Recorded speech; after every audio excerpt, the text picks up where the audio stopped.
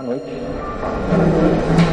A gente fica meio nervoso com a tecnologia, mas vai passar no decorrer da noite. A gente agradece a oportunidade de estar aqui presente e a gente fica muito feliz com a oportunidade de estudar uma bem-aventurança, né?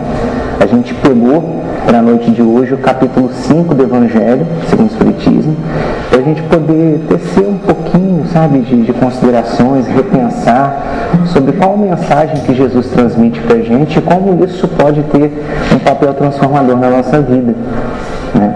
É interessante pensar que as bem-aventuranças, como a gente sabe, estão inseridas durante o sermão, e aí a gente começa fazendo a leitura encontrada no Evangelho de Jesus, de acordo com Mateus, onde Jesus fala que bem-aventurados são aqueles que choram, porque serão consolados. Bem-aventurados são os famintos e os sequiosos de justiça, ou seja, aqueles que buscam, aqueles que necessitam da justiça, pois que eles serão saciados. Bem-aventurados são os que sofrem perseguição pela justiça, porque deles é o reino de Deus. E aí ele continua, né, na narrativa de Lucas, contando para a gente: bem-aventurados vós que sois pobres, porque vosso é o reino dos céus. Bem-aventurado vós que agora estáis de fome, porque sereis saciados. Ditosos sois vós que agora chorais, porque rireis. E aí, na continuação do texto, Jesus faz um outro comparativo. Mas ai, deixa eu mudar aqui para sair do microfone. Mas ai de vós ricos que tendes no mundo a tua consolação. Ai de vós que estáis saciados, porque tereis fome. Ai de vós que agora rides, porque sereis constrangidos a gemer e a chorar. É interessante a gente pensar, a primeiro momento, que Jesus está fazendo uma comparação entre o que a gente vive hoje e o que a gente vai viver no futuro. Jesus está mostrando para a gente e ressignificando aquilo que acontece na nossa vida, as dificuldades que a gente enfrenta, as situações diversas que a gente passa dia após dia, e está falando que vai haver algum tipo de resposta no futuro, algum tipo de mudança. Hoje você tem fome, mas amanhã você vai ser saciado. Hoje você tem sede de justiça, mas você vai ser saciado. Hoje você é perseguido pela justiça, mas o reino dos céus vai ser seu amanhã. Em contrapartida, Jesus mostra: olha, mas se você é rico hoje, se você tem a sua consolação hoje, amanhã você vai estar constrangido. Se hoje você não tem fome, se hoje você está saciado, você vai ter fome no futuro.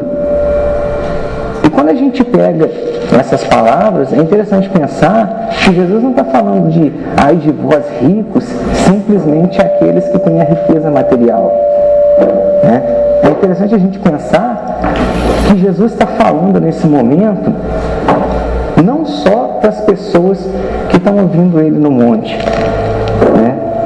Mas Jesus está falando para as pessoas que ainda vão encarnar.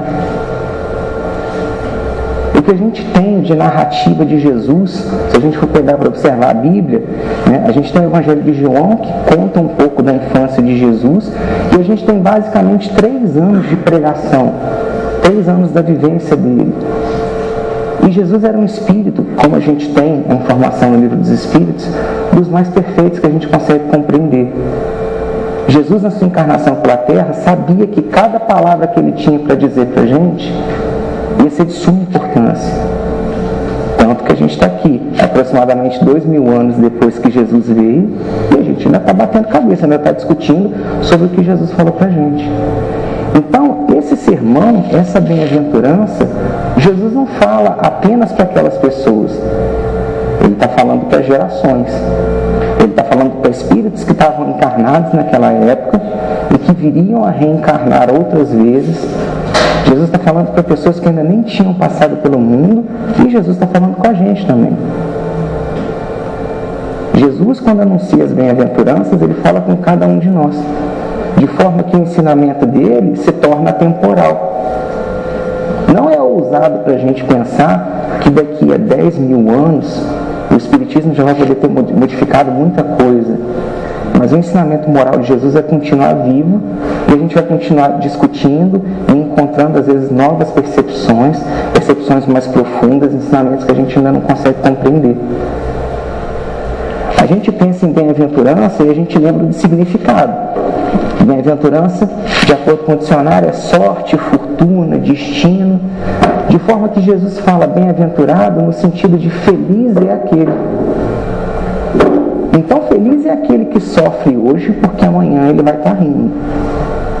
Feliz é aquele que de alguma forma é penalizado hoje porque ele vai ter a sua compensação. Felizes somos nós que sofremos porque amanhã a gente vai rir. E aí a gente começa a se perguntar, né? A gente é feliz? É legal porque a gente está dentro de um centro espírita, né? E às vezes a gente se sente constrangido a falar que a gente é feliz. Se alguém perguntar, você é feliz? Não, eu sou feliz, sim. Né? Às vezes sua vida está toda complicada, você está passando por uma série de problemas, está tendo várias dificuldades familiares, no emprego, entre os amigos. Mas a gente chega dentro do centro espírita e a gente às vezes fica constrangido de falar que a gente não está se sentindo feliz. Então a gente responde, você é feliz? Sou feliz. Mas assim, se eu perguntar, sabe, para mim mesmo, dentro do meu coração, se eu sou feliz, será que eu sou feliz? Será que vocês se sentem felizes? E para a gente encontrar a resposta dessa pergunta, a gente tem que pensar o que é felicidade. Qual é o conceito de felicidade que a gente tem? A gente também tem uma outra frase, chavão, que a gente costuma escutar dentro do centro espírita, que a felicidade não é desse mundo. O que é felicidade para mim? E quando a gente pergunta sobre a felicidade, a gente tem que tomar um cuidado para não associar a nossa felicidade a questões materiais. O que é felicidade para mim? É ter um carro novo. O que é felicidade para mim? É poder me mudar para uma casa maior. O que é felicidade para mim? É conseguir uma promoção no meu emprego. Claro que a gente está encarnado no mundo material. A gente depende da matéria, a gente vive com a matéria. E em momento algum, o discurso do Espiritismo vai dizer para você abandonar a matéria. A doutrina espírita vai ajudar a gente a lidar com a matéria, impedindo que ela domine a gente. Então, na minha encarnação no mundo material, num corpo material, lidando com a matéria, eu vou precisar lidar com ela, sem deixar que isso me domine, sem associar o que eu considero como felicidade a um status material. Porque senão eu vou estar daqui pensando que ali está a minha felicidade, nessa cadeira. E quando eu alcançar a minha felicidade nessa cadeira, eu vou olhar para outra cadeira e vou achar que a minha felicidade está ali. E aí eu vou querer ir para outra cadeira. E a minha vida, a minha encarnação vai ser uma eterna busca de uma quimera que eu não vou conseguir alcançar. É interessante a gente pensar que a felicidade é muito mais do que matéria. A felicidade é um estado de espírito. E às vezes a gente vai conseguir a felicidade em coisas totalmente diferentes do que a gente busca. Às vezes eu vou sentir algo tão bom dentro de mim, quando eu ajudo uma pessoa, ou quando eu sou uma pessoa boa, de qualquer forma que seja. E essa sensação que eu estou sentindo, eu não vou ter com nada que eu consiga comprar. Eu não vou ter com nada que eu consiga alcançar. Então, a gente tem que tomar cuidado quando a gente pensa em felicidade, nesse sentido, de que a nossa felicidade não tem que ser algo material. A risada da criança, por exemplo, eu vou conseguir isso que a gente está sentindo, às vezes, comprando um carro? Não. Né? Isso é uma coisa, sabe, que esquenta a gente, isso é gostoso de sentir. Isso é a felicidade. Né? Esses lampejos de felicidade a gente consegue aqui na Terra. A busca da matéria não permite isso para a gente. O que não significa que a gente não deve buscar. Né? Porque senão às vezes vai parecer que eu estou falando assim, gente, abandona a matéria. Não, a gente tem que trabalhar. Né? A gente quer trabalhar para poder ter um pouco de conforto, de prazer. Não tem problema nenhum, vai trabalhar. Mas não deixe que isso te domine. Né? Essa era a felicidade compreendida por Jesus. Quando a gente para pensar na nossa encarnação, né, a gente está falando dessa quimera, da busca pela felicidade, a gente está encarnado na Terra para quê? Para aprender. Essa é a resposta básica. Quando a gente consulta o livro dos Espíritos, a gente aprende que a gente encarna basicamente por 3 motivos. A gente encarna por prova, para poder transformar um vício nosso em virtude, algo voluntário que eu escolho fazer, que eu escolho passar. A gente encarna por expiação, por algo que eu fiz, que não foi uma escolha muito sadia, muito feliz, nessa ou em outra vida. E a gente encarna por missão. E quando a gente pensa em encarnar por missão, geralmente a gente associa a missão a Jesus. Jesus era um espírito missionário, né? Chico era um espírito missionário. Vou ficar aqui. Chico era um espírito missionário. A missão não é para mim, não. Não, missão é para a gente. Cada um de nós tem as nossas missões. É legal porque eu usei a criança, por exemplo, vou usar de novo. O Livro dos Espíritos conta pra gente que maternidade e paternidade é um exemplo de missão que a gente aceita. E é uma das mais grandiosas. Porque você ser responsável pela educação moral de uma criança é importante pra caramba. É uma missão muito difícil. Então estamos aqui para ser provados, para expiar e para cumprir as nossas missões. Independente da gente saber o que é prova e o que é expiação, porque isso não é importante. O importante é a gente conseguir tomar boas atitudes, fazer boas escolhas, independente do que a vida faça pra gente. Coloquei ali também para a gente pensar quem são os aflitos da bem-aventurança, mas acaba que isso a gente já respondeu. Porque os aflitos não são aqueles que estavam em volta de Jesus, né? É a humanidade que está ouvindo Jesus até hoje. A gente está incluso nisso. Então, quando Jesus fala dos aflitos, estou eu aqui com as minhas aflições. Para você, com as suas aflições, está cada um com o seu cadinho de dificuldade. Todos nós somos aflitos e todos nós temos a ver com essa questão. Claro que esse sofrimento é algo individual. E às vezes o que me faz sofrer não necessariamente vai fazer a Ana sofrer, vai fazer o Eduardo sofrer, né? Senão a gente entra numa também de querer ficar mensurando. A minha dor é maior do que a sua. A dor é uma coisa individual, né? Só eu vou saber como é que o que dói em mim dói. Mas é interessante pensar o que me aflige. E por que eu sou aflito por isso? Quais são as coisas que acontecem na minha vida que me causam dor, que me causam aflição, sabe, que me fazem sentir tristeza, dificuldades? Por que eu sofro quando eu estou nesse mundo, sabe? E como que eu posso me dizer feliz se eu estou sofrendo? Às vezes a gente vê esse discurso, às vezes a gente assiste uma palestra ou faz uma leitura da Bíblia, vê o que Jesus está falando e a gente não consegue se encaixar nessas palavras. Como que Jesus fala que feliz é quem sofre se eu não estou sentindo felicidade, se eu só estou sentindo dor, se minha vida está toda bagunçada, se eu estou cheio de problemas, né? Como que eu vou entender a felicidade nisso? A gente tem a doutrina espírita hoje que ajuda a gente a repensar nessas questões, né? Os títulos dos slides são os títulos do capítulo, né, para poder ficar de uma forma mais didática. E a primeira coisa que a doutrina faz para a gente é mostrar que há uma justiça nessa aflição. Porque sem a doutrina espírita, a gente vai pensar na nossa vida apenas aqui, na hora que eu nasci, até a hora que eu morri. E pensando só nesse período de tempo, fica injusto, né? Por que Deus permitiu que eu nascesse passando determinada dificuldade e meu vizinho não passa por nada disso? É que Deus justo é esse. Que Deus é esse que permite que o fulano passe fome e o cicrano jogue comida fora, por exemplo. Que Deus é esse que permite que a minha luz seja cortada e a luz da Marcela não. Sabe? Onde que está essa justiça? Se a gente pega só esse intervalo da encarnação para pensar, não dá para acreditar que Deus é justo. Mas a gente sabe que Deus é justo, né? A gente tem esses ensinamentos desde o Antigo Testamento. O que a doutrina faz? Ajuda a gente a enxergar melhor.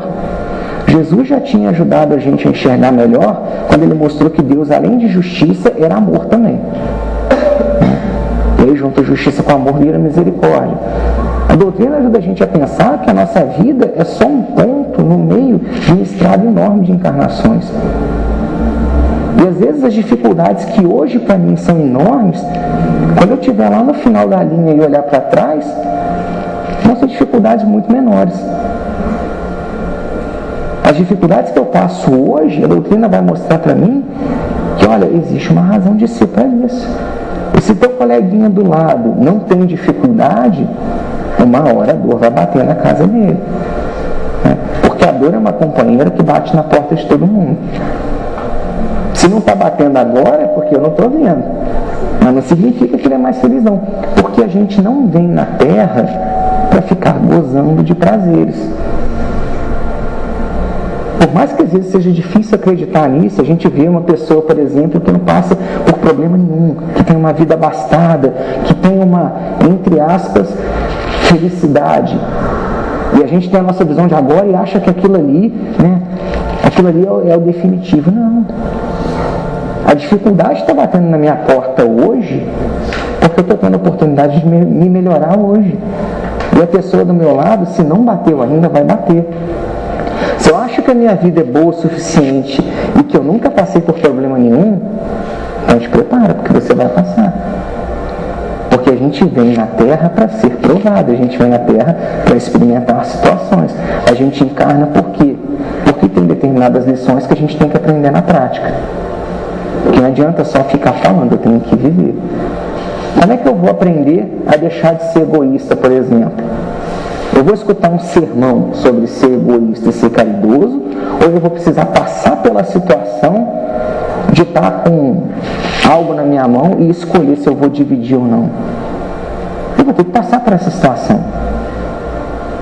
Então a gente encarna para ser experimentado.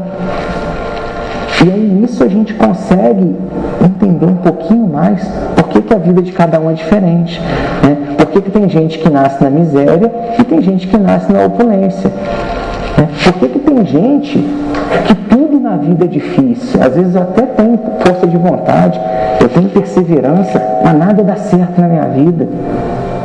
Às vezes eu penso assim, eu quero ser uma pessoa boa, Deus me dá uma chance, hoje é o dia que eu vou brilhar, hoje é o dia que eu vou alcançar Jesus.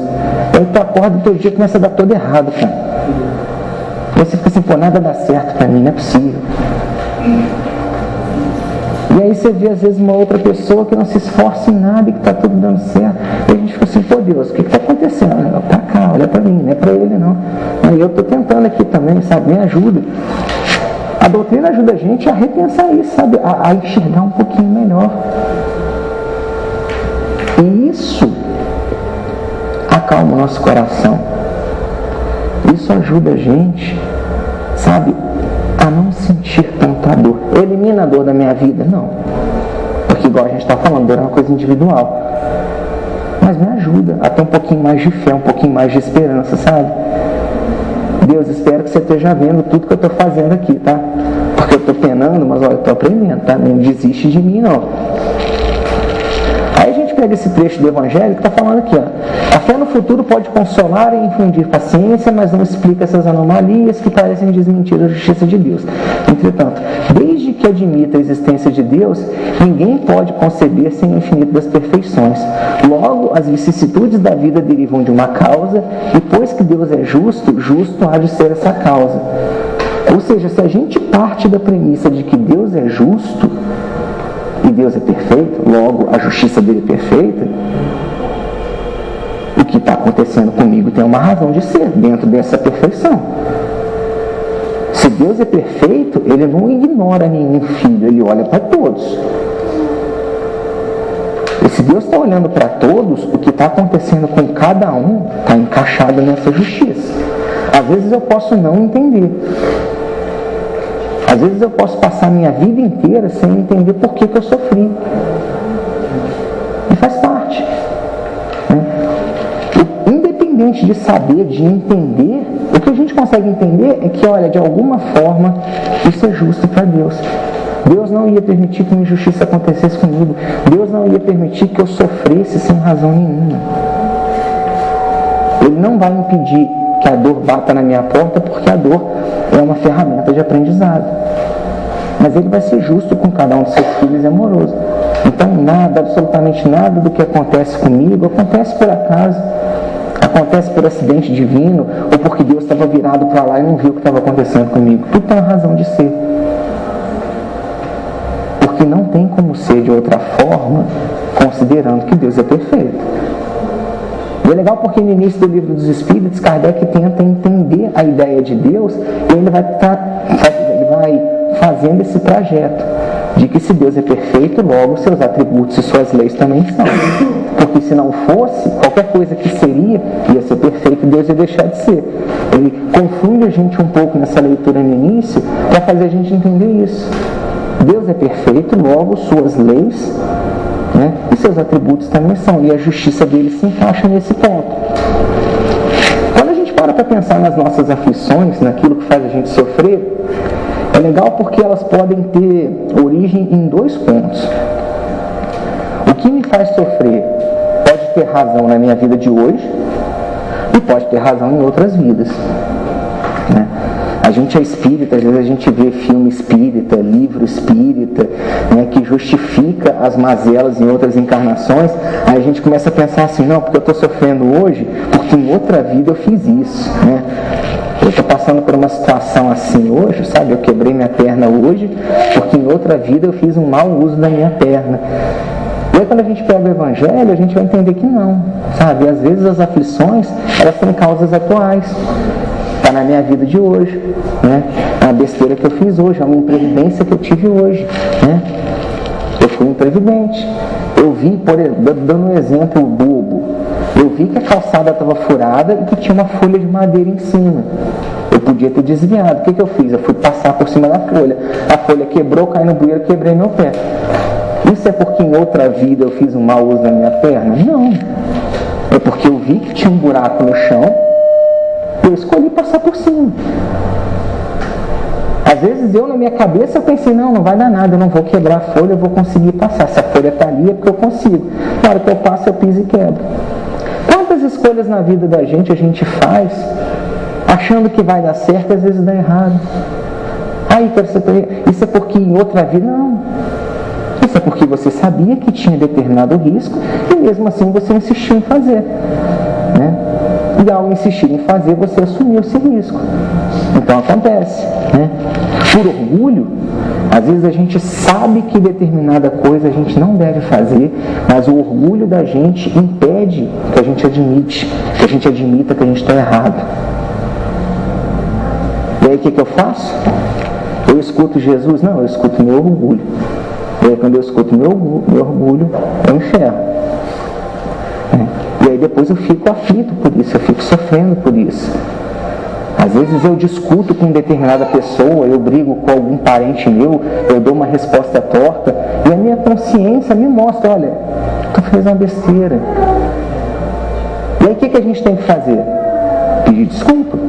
Admitir que a gente está errado. O que o orgulho da gente faz? Não, eu não posso admitir que eu estou errado. Então eu não peço. E aí eu não peço e o verniz do orgulho continua aqui em mim. Mas por dentro eu estou me remoendo. Por quê? Eu estou me afligindo por uma coisa que eu fiz hoje. Quantos passos da nossa vida a gente deixa serem guiados pelo orgulho? Quantas atitudes que a gente toma? Sabe? Quantas provocações que a gente responde? Quantas coisas boas, quantas benesses que a gente poderia fazer e a gente deixa de fazer pelo nosso orgulho. Às vezes você tem a oportunidade de ajudar determinada pessoa e aí você fala, não, eu não vou ajudar. Por quê? Porque eu acho que ela não merece. Porque ela me respondeu mal, porque ela já me prejudicou em outro momento. Cara, imagina que Jesus está do nosso lado. O que Jesus ia fazer? Sabe, Jesus ia pensar dessa forma? Não, eu tenho a oportunidade de ser bom, mas eu não vou ser. É interessante a gente pensar, né, que quando a gente assume o compromisso de ser espírita, e eu estou usando a palavra compromisso porque, de acordo com Kardec, o verdadeiro espírita é aquele que se esforça em domar as más tendências. Então, se eu quero ser espírita, eu tenho que me esforçar nisso. Né? Quando a gente assume o compromisso de ser cristão, e aí eu uso mais uma vez a palavra compromisso porque ser cristão envolve renunciar a uma série de valores que eu tenho. Renunciar ao meu orgulho, renunciar à minha vaidade. Quando a gente assume esse compromisso e a gente enxerga a oportunidade de fazer o bem, aquilo já não é mais uma oportunidade, aquilo é um dever. Se eu vejo uma chance de fazer o bem, eu, enquanto cristão, eu tenho o dever de fazer o bem. Ah, mas eu vou fazer o bem para quem me prejudicou. Não interessa. Ah, mas eu vou fazer o bem e as pessoas não vão reconhecer. Não interessa, o reconhecimento é de Deus, não é das pessoas. Ah, mas eu vou fazer o bem, mas não vai adiantar. Não interessa. A nós, cristãos, espíritas, compete apenas o dever de fazer o bem. Então, assim, é realmente um compromisso ser espírita, um compromisso ser cristão, porque, né, se a gente quer andar do lado de Jesus, a gente tem que acompanhar Ele. Claro que a gente não vai conseguir acompanhar na mesma velocidade, mas a gente tem que se esforçar, né? A nossa ambição, muitas vezes, causa aflição na gente. A gente estava falando aqui no início dessa quimera da busca material, sabe? De eu sempre estar querendo alguma coisa material, achando que eu vou ser feliz com isso. E aí a minha ambição vira uma coisa sem limite, vira um monstro. Eu passo a minha vida sempre buscando querer ter um pouco mais, querer ter um pouco melhor, e eu vou passar minha vida inteira aflito.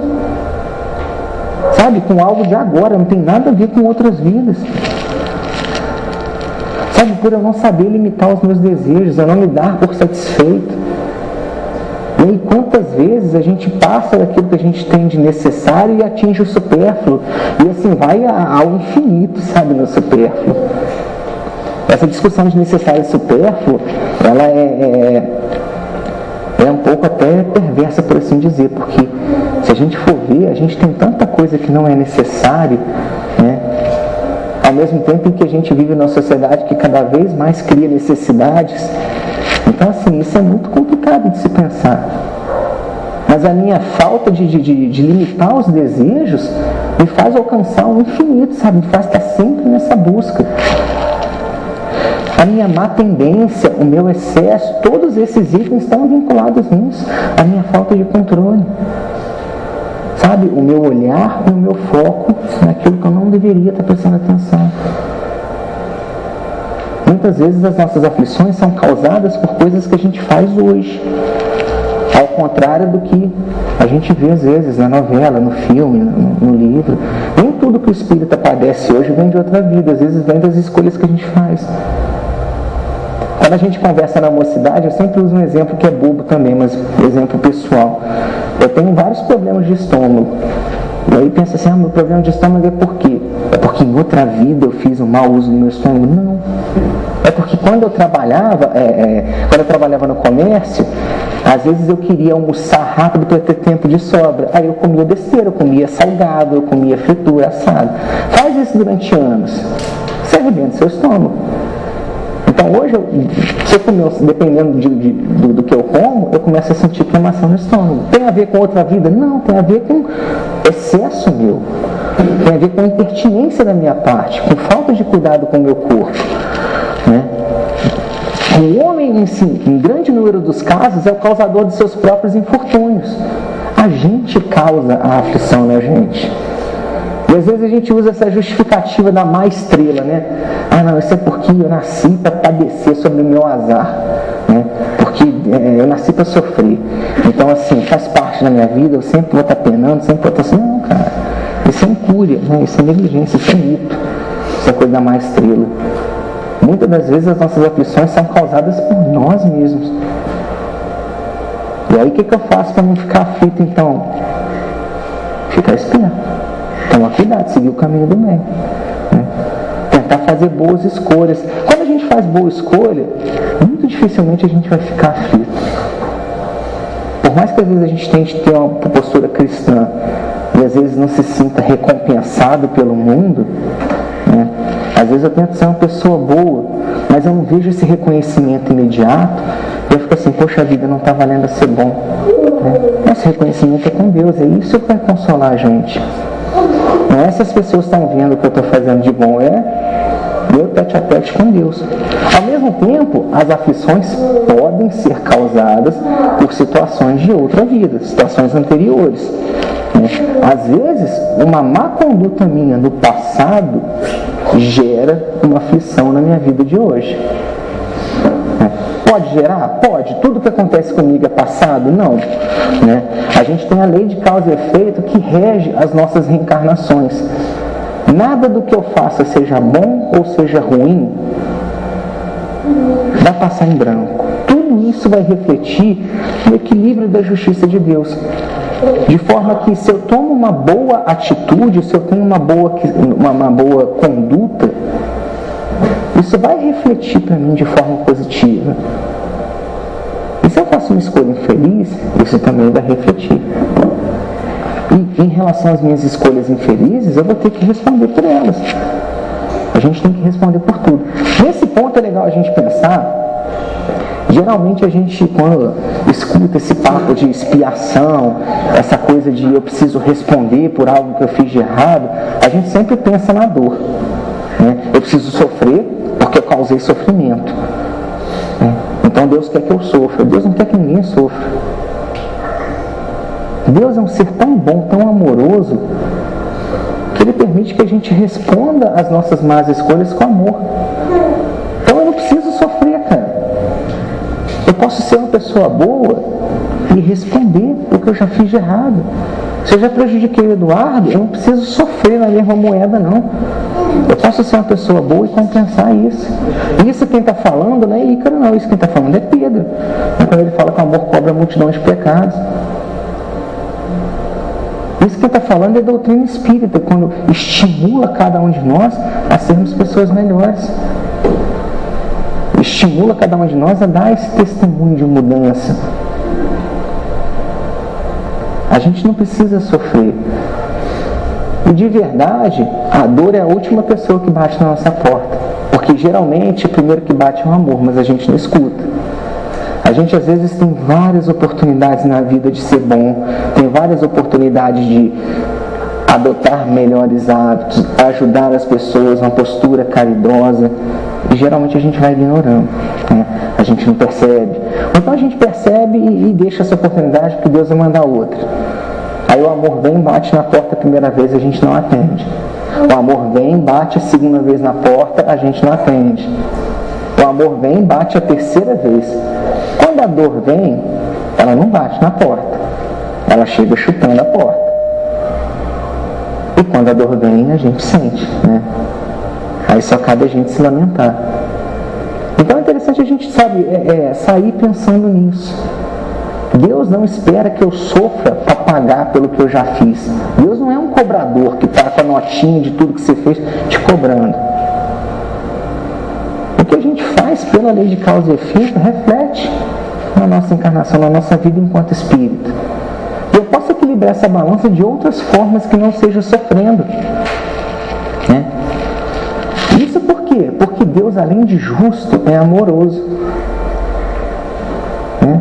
Deus, além de ser extrema justiça, é o amor. É a misericórdia. E essa misericórdia permite que a gente não precise sofrer, sabe? Nada vai passar despercebido pelos olhos de Deus. A escolha que eu faço também não passa despercebido pelos olhos de Deus. Não quer dizer que se eu cortar o braço do meu colega, eu não vou precisar perder meu braço, não. Às vezes você pode ser uma pessoa boa, sabe? E nada disso vai acontecer contigo. É interessante a gente pontuar bem para a gente poder entender a nossa encarnação, né?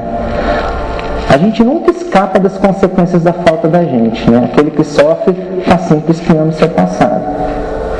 Mas, mais uma vez reforçando, a expiação não tem que ter dor. Por que na maioria das vezes a expiação vem com dor? Porque a gente não permite que as oportunidades do amor alcancem a gente. A gente, na nossa infância espiritual, né, enquanto espírito, a gente é tão ignorante que a gente não percebe quantas oportunidades a gente tem. A gente só entende a dor. Por que o planeta de provas e expiações é um planeta onde tem tanto sofrimento? Porque a dor é a ferramenta que a gente entende. Eu queria não precisar sofrer, sabe? Eu queria que não tivesse dor no mundo, mas a gente não entende, eu não entendo. Então o que Deus faz comigo? Filho, você vai ter que sofrer. Um dia você não vai precisar mais, mas por enquanto você está precisando. E assim a gente vai. Né? A gente tem que render graças a Deus, que na bondade dele, permite que a gente repare os nossos erros e não condene irrevogavelmente pela primeira falta. Né? Isso é uma coisa muito boa que a doutrina traz para a gente. Se eu cometi uma falta hoje, eu posso mudar, eu posso responder. Né? É horrível pensar que se a gente só tivesse uma encarnação, Deus julgaria a gente padeceria eternamente por um ato que a gente cometeu. Graças a Deus que a gente não precisa, né? Às vezes a gente não tem consciência do que a gente fez de errado, mas um dia a gente vai ter. E aí quando eu tiver consciência, quando eu tiver condições de reparar, eu vou reparar. É uma outra coisa que a gente aprende na doutrina também em relação à nossa evolução. Todo mundo está destinado à perfeição. Cada um alcança na sua velocidade, mas todo mundo vai chegar na perfeição. Sabe? E Deus de verdade, o importante para Deus não é a velocidade que você alcança, mas é você alcançar. Então Ele sempre está de braços abertos para a gente, independente do tempo que cada um de nós tenha para reconhecer seus erros, vencer suas aflições e aprender com isso. Um outro ponto também importante para a gente pensar é o esquecimento do passado. Isso também é um tópico do Evangelho segundo o Espiritismo, né? A gente tem um esquecimento do passado. Como que eu vou recuperar algo que eu fiz se eu não me lembro da minha vida passada? A gente pode inclusive pensar, poxa, é muito ruim eu não lembrar da minha vida passada, porque se eu lembrasse, eu ia conseguir recuperar com mais facilidade. Não. Se a gente lembrasse, a gente ia sofrer muito mais. Às vezes a gente já tem aflição, lembra que a gente falou das causas atuais da aflição? Às vezes a gente já tem aflição suficiente por coisa que eu fiz nessa vida. Imagina se eu fosse botar nessa balança também as coisas que eu já fiz em outra vida, que eu tivesse consciência. Sabe, imagina que eu falo, hoje eu me considero uma pessoa super boa. Aí beleza, eu vou tirar o véu do esquecimento, vou lembrar de coisas horrendas que eu já fiz em outras encarnações. Como que isso vai me ajudar? O véu do esquecimento é uma grande bênção que a gente tem, permitindo que cada encarnação, entre aspas, comece do zero. E por que eu estou falando entre aspas? Porque a gente não esquece totalmente, né? A gente esquece de grande parte. Mas como é que eu faço para saber se eu estou espiando ou não? A gente consulta a nossa consciência. Se eu olhar para dentro de mim, eu vou saber reconhecer se eu sou egoísta. Eu vou saber reconhecer que a vida está me dando uma oportunidade de testar minha vaidade. Eu não vou saber por que eu sou vaidoso, mas eu vou conseguir reconhecer isso. Então, ao mesmo tempo que a gente tem o véu do esquecimento, a gente tem a nossa consciência, que é onde está gravadas as leis de Deus. E se eu consulto minha consciência, eu consigo entender as características que eu tenho, os vícios que eu tenho, que eu preciso recuperar. Então assim, a gente tem todas as ferramentas nas nossas mãos. Às vezes eu não quero usar, mas eu tenho. Eu não preciso entender o que eu fiz de errado em outra vida para poder espiar. É só eu olhar para mim e perceber quais são as minhas características, como que eu sou, sabe, de uma forma verdadeira. E eu já vou conseguir melhorar. O Livro dos Espíritos dá 2 dicas bacanas pra gente, quando ele fala que o orgulho e o egoísmo são as 2 grandes mazelas da humanidade. O que isso significa? Que todo mundo está imerso nisso daí. Todo mundo tem um cadinho de orgulho e egoísmo, né? Aí, cara, eu não consigo, eu olho para mim mesmo e eu não entendo o que eu preciso mudar. Cara, já tem orgulho e egoísmo, já é muita coisa se a gente conseguir combater. Porque todos os outros vícios vão estar de alguma forma interligados a eles. A doutrina espírita permite que a gente olhe para dentro de nós e tenha todas as ferramentas de mudança, né? Aqui está falando também, que havendo Deus entendido de lançar um véu sobre o passado, nisso há vantagem, né? Porque a lembrança estaria inconveniente, como a gente já falou. Quando a gente volta para a vida espiritual, gradualmente a gente começa a recobrar a consciência das nossas outras vidas. E aí no plano espiritual a gente consegue fazer um balanço de como foi a nossa encarnação. É interessante pensar que às vezes a gente pode até considerar que, poxa, antes de encarnar eu faço um planejamento. Mas para que eu vou fazer um planejamento se quando eu encarnar eu vou esquecer? É injusto pensar dessa forma. Aí eu vou desencarnar, vou chegar lá, vou olhar para a minha planilha, que eu tinha que ter feito isso e aquilo e eu não fiz, sabe? Poxa, mas eu não sabia. Não precisa saber, né? A gente não precisa saber esse planejamento. Porque eu hoje a gente tem as ferramentas. Hoje a gente consegue ter tudo ao nosso alcance para poder fazer essa mudança. Jesus, há 2000 anos atrás, encarnou, né? E a gente aprende que Jesus, né, veio trazer a lei de amor para a gente.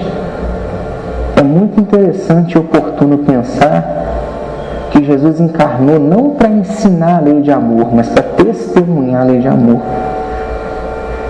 Porque uma coisa é a gente falar sobre amor, né? Ama o teu próximo, tem uma conduta caridosa. Outra coisa é encarnar. Saca? Está aqui, pele, osso. E Jesus se deu a esse trabalho.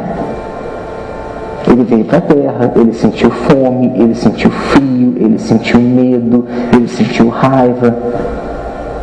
E ele, do alto da sua perfeição, encarnou num corpo como o nosso para mostrar que é possível. Então, assim, Jesus, ele viveu a lei de amor. E se Jesus conseguiu, a gente também consegue. Por isso que ele é o nosso exemplo de perfeição. Porque Jesus só encarnou na terra para mostrar que, olha, você que está aqui, você consegue. Eu não consigo porque é muito difícil, mas Jesus está muito distante de mim. Mas um dia você vai conseguir. Tu pode dar um passo de cada vez. Daqui a 10.000 anos a gente pode estar discutindo Jesus aqui, né, um pouquinho mais próximo dele, mas ainda assim a gente vai ter esse exemplo de que Jesus veio para mostrar, sabe, para viver esse amor. Aqui a gente está falando que a gente já falou também, né, que essas atuais tendências indicam o que resta corrigir em si próprio. É só a gente olhar para a gente mesmo de uma forma muito franca, muito honesta, né, e tentar entender como é a minha conduta. Quantas vezes eu guardo raiva, por exemplo? Quantas vezes eu não perdoo porque eu fico com a mágoa dentro de mim? Quantas vezes eu tenho a oportunidade de ser uma pessoa melhor e eu não sou? Sabe? Quantas vezes eu tenho a oportunidade de ter uma conduta cristã e eu não tenho, às vezes porque eu não estou num ambiente onde eu posso ser cristão, sabe? As pessoas vão me taxar de bobo. A situação que a gente vive é tão complicada, né, que, por exemplo, se a gente acha uma nota de R$50 no chão, a gente não pode levantar a nota e perguntar de quem que é essa nota aqui, porque vai ter 10 donos em volta da gente, né? Aí o que a gente faz? A gente pisa na nota e fica esperando o dono aparecer. A nossa bondade, ela é condicionada à desconfiança. Eu tenho que esperar alguém aparecer e eu vou perguntar, como é que é a nota que você perdeu? É uma nota nova, ela tem um rasgadinho assim. Toma, filho, é seu. Olha que ruim, né? É ruim essa bondade ser condicionada a isso, né? Aí você está dizendo que eu tenho que sair daqui perguntando? Não. Mas a gente tem que sair daqui com o desafio de repensar a nossa bondade. Como eu posso ser melhor do que isso?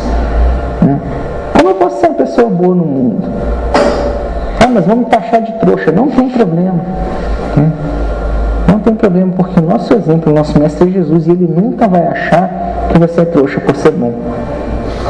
Então é com a opinião dele que a gente tem que se importar. A gente às vezes costuma brincar lá na mocidade que se você está em dúvida em como você deve agir, você pensa que Jesus está do seu lado. Mas Jesus é o cara que você leva para onde você for, né? Eu vou sentar num barzinho, Jesus vai estar do meu lado ali, né? Jesus não iria no barzinho. Eu acho que ele iria, né? Dentro da conduta de Jesus, né? Jesus não discriminava as pessoas e os ambientes. Mas como que ele se comportava? Como que Jesus vai se comportar ali? Esse é o meu exemplo. Entrei no centro espírita, Jesus está do meu lado. Vou conversar com as pessoas, Jesus está ouvindo, né? E ele não ouve só a boca não, ele ouve o pensamento também. O pensamento é complicado, né? Porque o pensamento às vezes sai do nosso controle. Eu consigo fechar minha boca, mas mentalmente às vezes eu xinguei o fulano. Jesus viu, né? E assim a gente segue, né? Acordei de manhã, Jesus está do meu lado e me deu bom dia. Perdi a hora, estou bolado, Jesus está do meu lado. Como que ele ficaria? Porque se a gente pega Jesus e bota na nossa vida dessa forma, a gente vai ter um exemplo. E essa brincadeira, ela é fantástica porque a gente sabe direitinho o que Jesus ia fazer. Aí você pensa assim, poxa, mas eu sou muito diferente de Jesus, eu não fiz muitas das coisas que Jesus faria, eu não faço. Então tu tem que mudar muita coisa que você faz na sua vida. E Essa é uma experiência que a gente fala com os jovens da mocidade, que assim, até a gente, adulto, pode fazer. E a gente vai ver como que a nossa conduta é distante da do Cristo. E como que a gente pode modificar, sabe? Como que a gente literalmente tem as ferramentas, né? A gente fala também sobre o motivo de resignação, e como já foi falado aqui também, ponto de vista espiritual, a gente entender que nós, antes de tudo, somos espíritos, e que essa estada na Terra é um piscar de olhos em relação à eternidade. A dor que eu sinto hoje, que é mais pesada que uma âncora, no final das contas, vai ter o peso de uma poeira. É difícil de acreditar nisso hoje, porque hoje eu sofro. Mas eis aí a necessidade da gente fortalecer a nossa fé na doutrina espírita e entender a nossa vida como espírita. Certeza da vida futura, certeza do que o que eu estou passando hoje, o que eu estou vivendo hoje, vai refletir no meu futuro, vai refletir na minha pós-morte, vai refletir nas minhas reencarnações. E de que hoje cada atitude minha é uma semente que eu planto. Seja atitude boa ou ruim, são sementes que eu vou plantando e que uma hora vai nascer. E a gente não tem como fugir da colheita. Tu semeia o que você quiser, mas a colheita é obrigatória. A gente vai colher aquilo que a gente está semeando. Uma outra coisa que é legal também de pensar é um texto que tem no Evangelho que chama exatamente: se fosse um homem de bem, teria morrido. Porque às vezes na nossa vida, né, a gente está muito tendencioso a enxergar a vida com os olhos de hoje só. E às vezes na nossa vida a gente tem a impressão de que as pessoas de bem, elas não ficam na Terra não, sabe? Elas desencarnam. De que a Terra é um antro de maldade e só quem é ruim vai continuando. Às vezes a gente vê uma pessoa assim: poxa, o fulano era tão bonzinho, era tão trabalhador, poxa, morreu novo, né? Deus está selecionando os melhores para ficar do lado dele e está deixando só gente ruim no planeta, né? E, poxa, eu estou no planeta, né? Mas assim, é o pensamento que a gente tem. E compete a gente tentar enxergar também, sob o ponto de vista espiritual, a necessidade daquele irmão ter reencarnado. Porque com certeza a pessoa não desencarna nova ou não desencarna em determinada circunstância por acaso. A gente sabe que cada um de nós tem a sua trajetória, tem o seu planejamento, né? E o planejamento reencarnatório não é uma coisa engessada, não é igual para todo mundo, né? Ele é particular, ele é de acordo com o que você consegue suportar. Então, às vezes a gente tem a impressão de que, poxa, as pessoas boas estão sendo retiradas da Terra mais cedo. Não. Todo mundo está encarnado aqui, está todo mundo no mesmo barco, cada um caminhando da forma que dá para caminhar, cada um dentro do que consegue alcançar, né? Como diria minha avó, né? Deus dando cobertor de acordo com o frio de cada um. E a gente às vezes não entende, né? Às vezes a gente vê e a gente tem essa trava, sabe? A gente está tendencioso, a gente está acostumado a enxergar a vida só com os olhos de agora. A gente vem no centro espírita, aprende, chega em casa, faz culto no lar, lê Pentateuco, lê romance espírita, lê livro, assiste filme, né? E a vida às vezes vai empurrando a gente só consegue pensar com os olhos de hoje, né? É difícil a gente pensar no nosso dia a dia do ponto de vista espiritual, é um desafio. É um desafio para mim entender, sabe? Amanhã, quando eu acordar de manhã cedo, que eu tenho que ir para a escola, e aí eu vou acordar praguejando porque eu queria ter dormido mais e eu dormi muito pouco, sabe? E aí o meu pensamento de doutrina espírita está lá no bolso da outra calça que eu deixei em casa porque a minha vida corre, sabe? E a gente tem essa dificuldade. E que a gente consiga cada vez mais trazer para nós esse exercício de entender a nossa vida aqui como espírito imortal. E aí amanhã, quando a dor bater na tua porta, espírito imortal. E aí amanhã, quando a felicidade bater na tua porta, e você achar, poxa, agora eu sou feliz, espírito imortal. Sabe? O que a gente está tendo aqui é uma fagulha, é um segundo, né? Nem de longe é. A gente aprende que a felicidade não é desse mundo, que o que a gente experimenta na Terra é um lampejo de felicidade, da mesma forma que a gente experimenta na Terra é um lampejo de dor em relação ao infinito. Hoje não é, porque hoje dói pra caramba. Mas no futuro essa dor vai ser aprendizado para mim, vai ser uma lembrança, né? O Lacordaire fala para a gente, no final do Evangelho, no final de cada capítulo a gente tem vários textos ditados por Espíritos. E nesse texto, Lacordaire fala para a gente que bem-aventurados são aqueles que têm a ocasião de provar sua fé, sua firmeza, sua perseverança e sua submissão à vontade de Deus, porque terão centuplicado a alegria que lhes falta na terra. Bem-aventurados são aqueles que têm a oportunidade de provar sua fé, são aqueles que têm a oportunidade de sofrer. Então, se Deus está me permitindo passar por situações na minha vida, graças a Deus que eu estou podendo passar. Porque Deus, na sua justiça, só permite que eu passe aquilo que eu vou dar conta. Aí, cara, você está falando que você não sabe como é que é a minha vida para você afirmar dessa forma. Não, eu não sei como é que é a vida, eu sei como é que é a minha vida. E na minha vida, às vezes, eu lamento várias vezes pelo que eu passo, porque eu acho que Deus é injusto no primeiro momento. Depois, quando o calor da dor passa, e aí vem o arrependimento, que a gente primeiro pensa besteira, depois a gente se arrepende de ter pensado, aí a gente começa a lembrar da doutrina e começa a lembrar que, poxa, Deus mandou uma dificuldade que ele achou que eu dava conta. Né? E o que eu fiz? Eu fiquei praguejando. Né? Que bom que a gente está tendo a oportunidade de sofrer, e mais, que bom que a gente está tendo a oportunidade de entender o sofrimento. A gente não está sofrendo por sofrer. Eu consigo entender a razão daquele sofrimento, eu consigo entender o porquê de eu estar sofrendo, e mais, eu consigo entender que esse sofrimento vai trazer para mim um aprendizado. Isso que eu estou passando vai me fazer crescer. Né?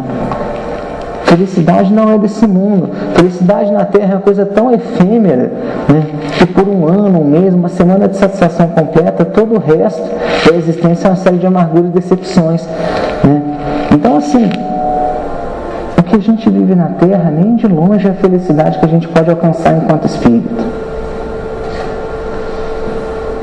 Mas mesmo assim, Deus permite que a gente passe por esses lampejos de felicidade, sabe?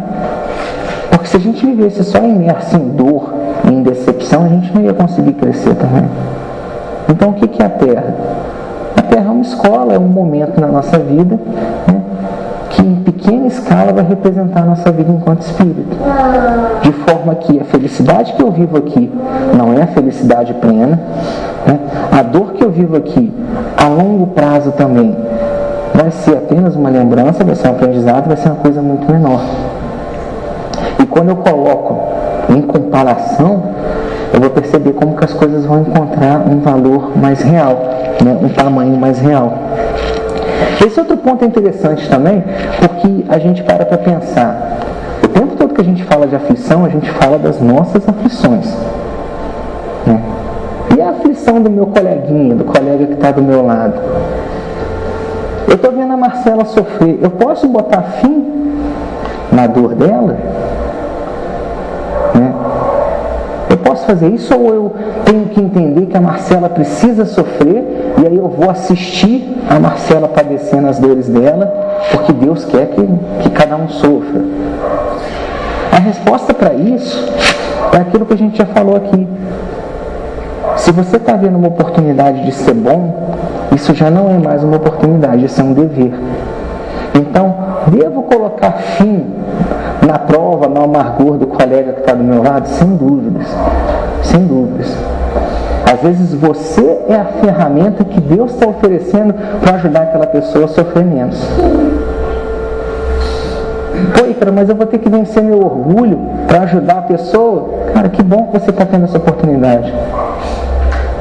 Pô, mas a pessoa me sacaneou em outra vida, a pessoa me prejudicou, né? Eu sofri por causa dela. Que bom que você está tendo a oportunidade de responder com bem. Né? Que bom que a cada segundo que a gente passa na Terra, a cada respiração que a gente faz, a gente tem uma nova oportunidade de fazer uma escolha. Nossa vida, da hora que a gente acorda até a hora que a gente dorme, é escolhas que a gente vai fazendo. Que bom que Deus está permitindo tantas oportunidades da gente fazer escolha, tantas oportunidades da gente ser bom. Está acabando aqui já, tá, gente?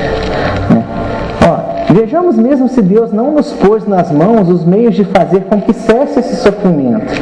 Né? Se não deu a mim também como prova, como expiação também, deter o mal e substituí-lo pela paz. Às vezes o colega que está do meu lado é a oportunidade para mim de crescimento, sabe, de desenvolvimento moral. Eu vou estar ajudando ele, mas eu vou estar me ajudando também.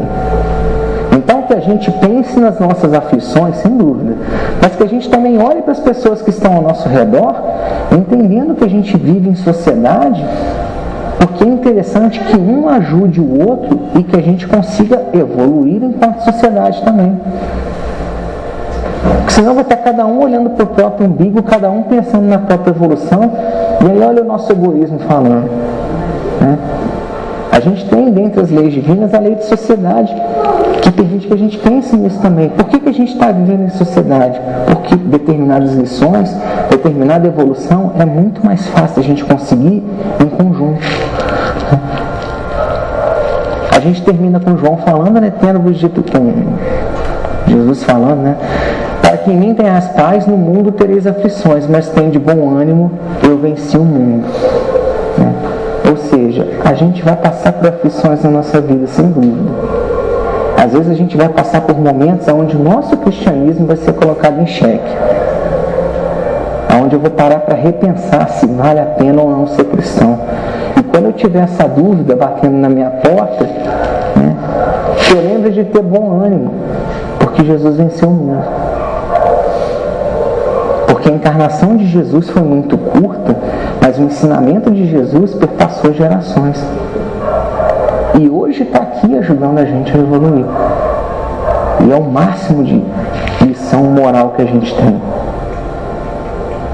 Então, assim, a dúvida vai bater na nossa porta, mas a gente tem um exemplo que vence. A gente sabe qual caminho que a gente tem que seguir. É difícil fazer escolha, mas a gente consegue. Né? Jesus confia em cada um de nós. É aquilo que a gente estava falando, sabe, da evolução de cada um ter o seu tempo. Independente do tempo de cada um, Jesus vai estar de braços abertos esperando a gente quando a gente conseguir alcançar Ele. Então que a gente vá dando os nossos passinhos um de cada vez. Né?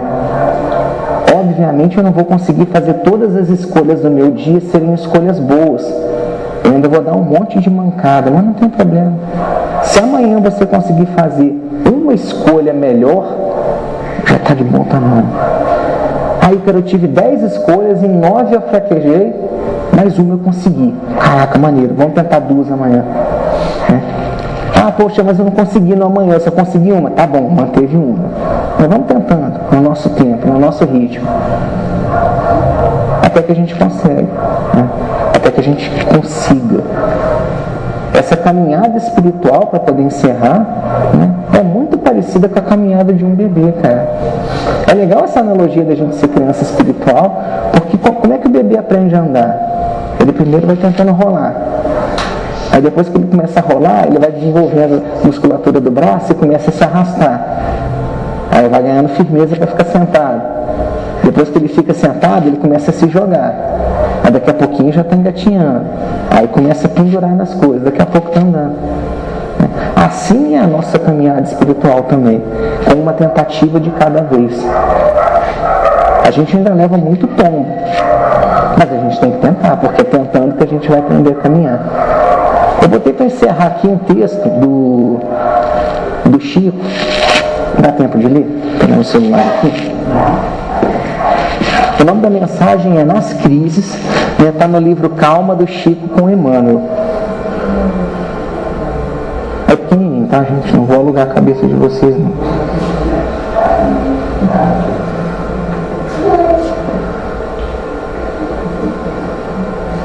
Começa assim. Estarás talvez diante de algum problema que te parece positivamente insolúvel. Não acredites que a fuga te possa auxiliar. Pensa nas reservas de força que jazem dentro de ti e aceita as dificuldades como se apresentam. Não abandones a tua possibilidade de trabalhar e continua fiel aos próprios deveres. Assume as responsabilidades que te dizem respeito. Evita comentar os aspectos negativos da provação que te atravessa. Ora, mas ora com sinceridade, pedindo a proteção de Deus em favor de todas as pessoas envolvidas no assunto, sejam elas quem sejam. Se existem ofensores no campo das inquietações em que porventura você esteja, perdoa e esquece qualquer tipo de agressão de que tenha sido objeto. Se esforça por estabelecer a tranquilidade em tuas áreas de ação, sem considerar sacrifícios pessoais que serão sempre pequenos, por maiores que te pareçam, na hipótese de que sejam realmente o preço da paz que necessita. Se nenhuma iniciativa da tua parte é capaz de resolver o problema em foco, nunca recorras à violência, mas sim continua trabalhando e entrega-te a Deus. Então, assim, que a gente consiga sair aqui essa noite tendo uma relação mais carinhosa com a nossa aflição, né? Entendendo que por trás da nossa encarnação existe um Deus justo e bom que nos dá suporte, que nos dá alicerce, né? E que confia na gente e acredita que a gente vai conseguir melhorar, que a gente vai conseguir evoluir. Mas agradeço a paciência de vocês de terem ouvido durante esse tempo. Boa noite, gente.